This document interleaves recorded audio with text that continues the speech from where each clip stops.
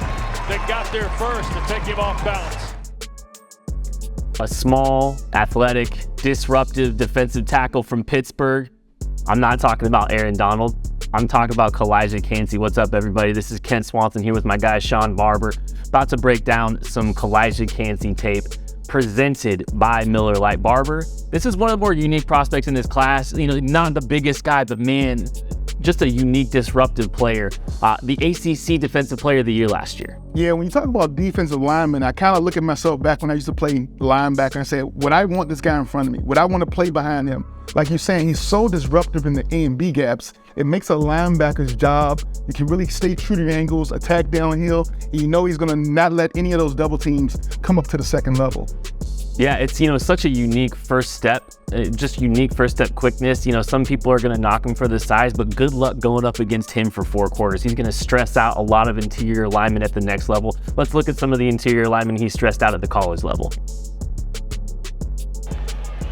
Here's Sims sacked. That is Kalijah Kancey. Barber, a lot of people talk about what Kalijah Kancey isn't, but man, what he is probably the best first step in the entire draft. Yeah, his time off the snap, he gets first contact a whole lot. His hands are engaged, he's working his moves, he's getting off potential blockers, and he gets to the quarterback at a very high rate. His consistency from 2021 to 2022 is phenomenal, and you just love to see over 900 snaps, a total of, I got almost 90 quarterback pressures, which includes hurries, hits, and sacks. Man, he reminds me so much of there's a defensive tackle that used to play for the New York Giants, a guy that came out of my alma mater, University of Richmond, Kerry Wynn. Yeah. 6 years in the league, was a dominant player inside B to B gap. Definitely was well respected in the league. And I think a player like this, like you said, I think the one negative about him has been his height. 6'1", everybody would love their defensive line to be a bunch of 6'4", 6'5" guys.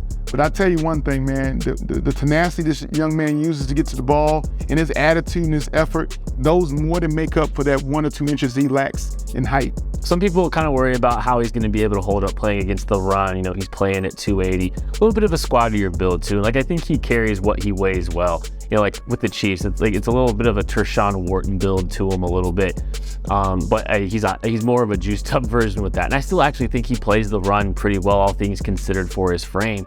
But man, he's unblockable. Like, if you're allowing him to just play into a gap and slip a gap, run or pass, like you're seeing right there, just let that guy get upfield and see if you can kind of help account for it with the fit a little bit better. Because this guy's going to make some big plays for you. Yeah, I don't know if he went to Pitt on purpose because he wanted to be compared to Aaron Donald.